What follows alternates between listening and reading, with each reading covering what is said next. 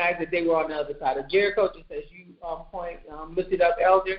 So where they were and where they were positioned, he was scared. So all he knew to do was he went to do. So he went and he summoned Balaam. Mm-hmm. Balaam is the prophet. So now I'll take us down to Balaam being, after he is requested by, who is this, Balak, the king of Moab, at verse 22. It said, then the Most High's anger was aroused because he went, and the angel of the Lord took his stand in the way as an adversary against him. So where did he go? He went anyway, even though he wanted him not to go, to be a servant unto this king, Balak, king of Moab. Mm-hmm. He was going to speak against them, and the Most High had warned Balaam, the prophet, not to, don't even go there. Don't even think about doing it. Don't think about going against my people. Don't do it. Mm-hmm. So that's where we open it up at 22, where the Most High is anger. His anger was aroused because he went, and the angel of the Lord took his stand in the way as an adversary against him.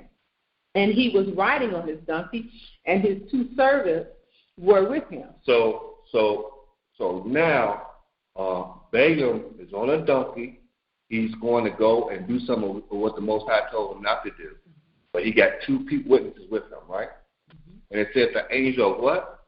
The angel of the Lord. The angel of the Lord. We talked about that last week. Yes, we did. Mm-hmm. The light. All right. Verse 25. Now the donkey saw the angel of the Lord standing in the way with his drawn sword in his hand. And the donkey turned aside out of the way and went into the field. So Balaam struck the donkey to turn her back onto the road. Then the angel of the Lord stood in a narrow path between the vineyards with a wall on this side and a wall on that side.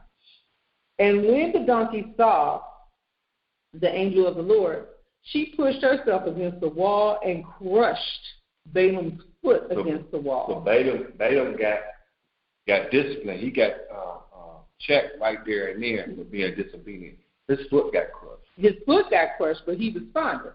So he struck her again because his foot got hurt. Mm-hmm. Then the angel of the Lord went further and stood in a narrow place where there was no way to turn, either to the right hand or to the left.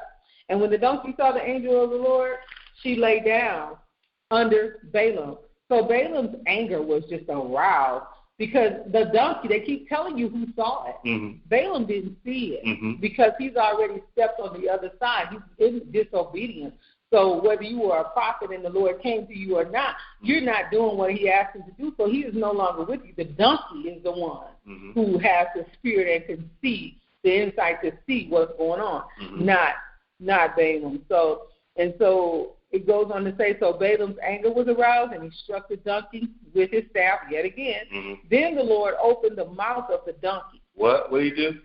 It says open the mouth of the donkey, but you may as well say put words in the donkey's mouth in order, gave it utterance to speak what we could understand it. Mm-hmm. And she said to Balaam, the donkey said to Balaam, what have I done to you that you have struck me these 3 times? Now, this is a supernatural moment, though. This is what I'm saying.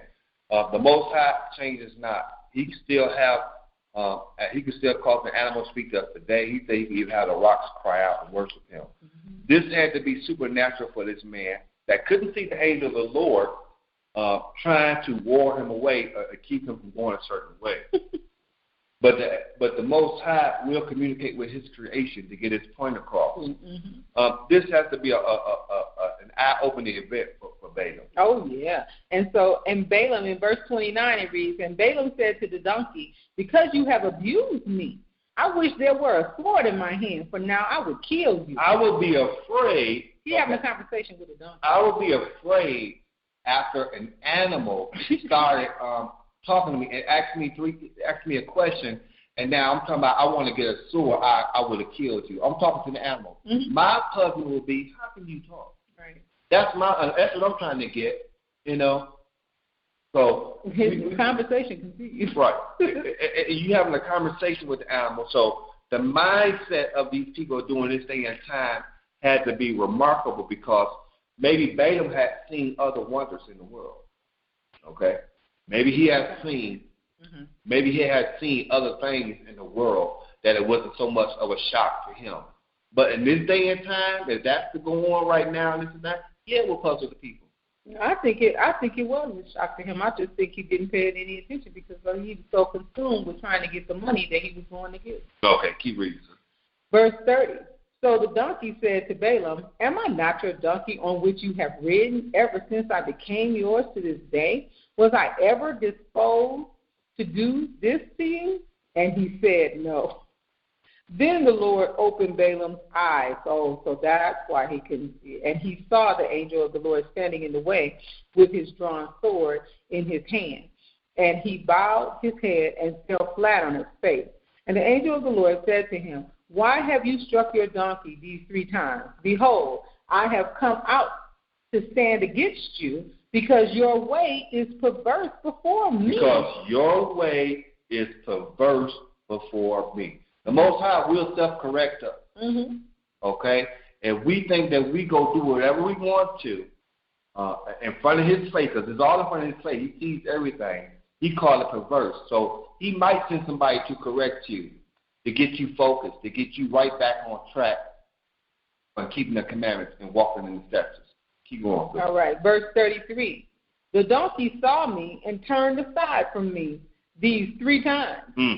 So, and just if I may interject, it takes the foolish things to confound the wise. So we would have said Balaam was more wiser than the donkey, but not necessarily so, because Balaam couldn't see. Mm-hmm. If she had not turned aside from me, surely I would also have killed you by now and let her live. While you threatening the donkey's life, he checked you about that.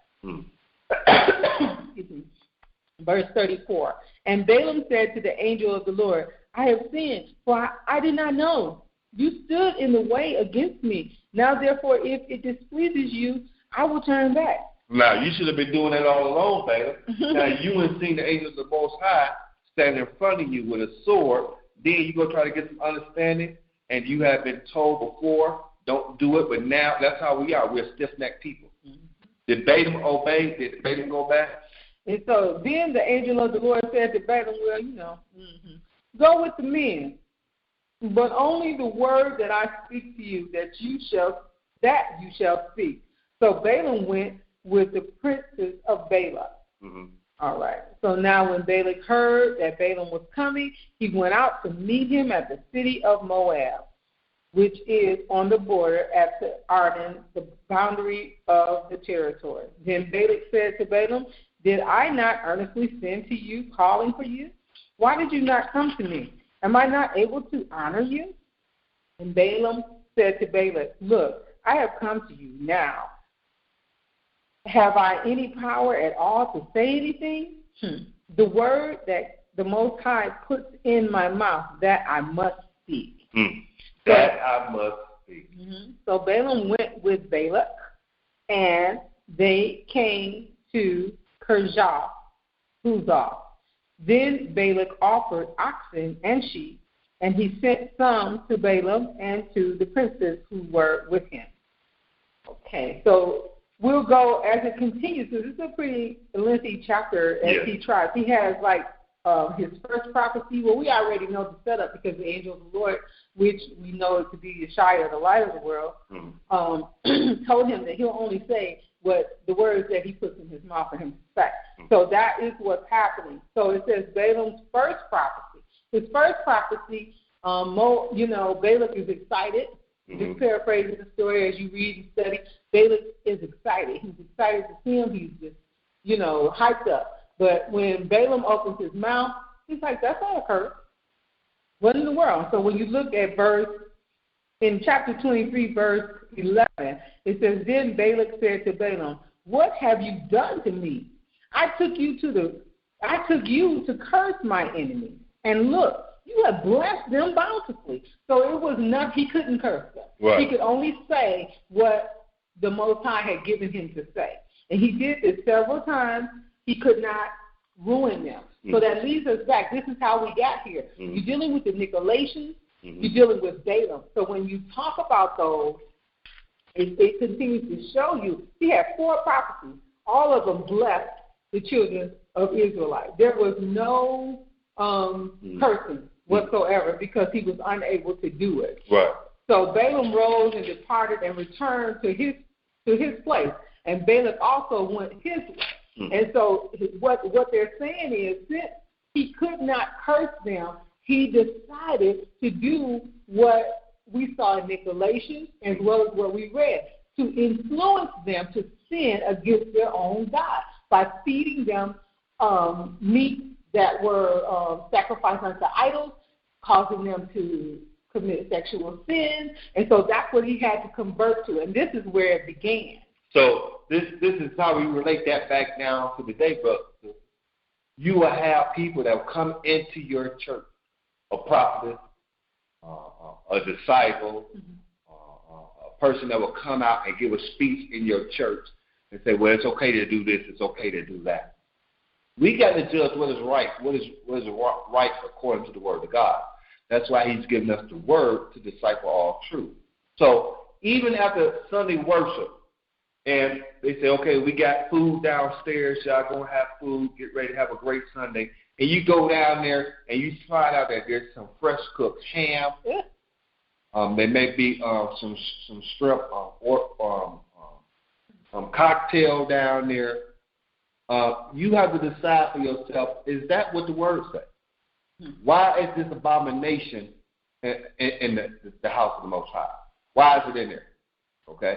So you can be misled from people that have their own agenda to cause you to sin against your Father. And what we got to hold true is what the Most High said. We touched on that on last Sabbath. Whose report would you believe? You know, I thank you, Prophet CC, for opening our eyes and letting us see that. That is so true. This is an implant of the enemy coming against the children of the Most High to get them to sin against their God. Okay? You do have people that can't curse us, but they can influence us to make us fall out of favorship of our Lord. That's right. All right? And so when we look at the scripture that Elder lifted up, we started in Revelation. What was being said there in Ephesus, the letter to Ephesus at that time, to him who overcomes. So again, we're going to lift this up in your hearing. He who has an ear, let him hear what the Spirit says to the churches. But even so, let him hear what the Spirit has said in our lessons today. To him who overcomes, I will give to eat from the tree of life, which is in the midst of the paradise of God. So what is it that we have to overcome? We went through detail. We saw that it's necessary. We're still the same people. It may be different time frames, but the Most High sees us as the same according to the bloodline, according to how you keep his commandments. What is it that we have to overcome? The poisons and the influences to make us turn against worshiping and doing the law and the customs that the Most High has told us to do. All right. And I don't know how to break it down even clearer than that. So we do encourage everyone to call in with questions. Do you have any questions? And we pray that the Most High give us understanding to give you the correct answer according to the Word of God. We're going to come back on the next Sabbath, and we're going to start going in depth with the Apocrypha. Okay? We're going to go in depth with the Apocrypha. And a lot of brothers and sisters, even in church today, don't even know, according to the Word of God, that there's more doctrine truth in the book of Esther. Okay? There's more doctrinal truth in the book of Esther. When you go into your regular Bible, what did Esther go up to in the book? Verse 4. It goes to what? I think it's verse 3. It's Esther chapter 10. Believe it's verse 3 or 4. Okay.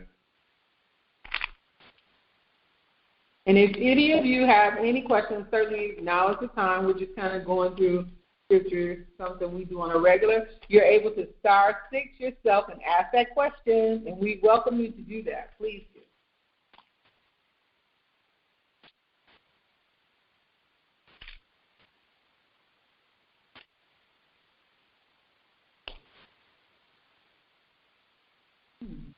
Yeah, all praises to the Most High. So, yeah, there is, yeah. Esther is before Job, for those who might be looking for it. So we have Esther chapter 10, and it goes up to verse 3.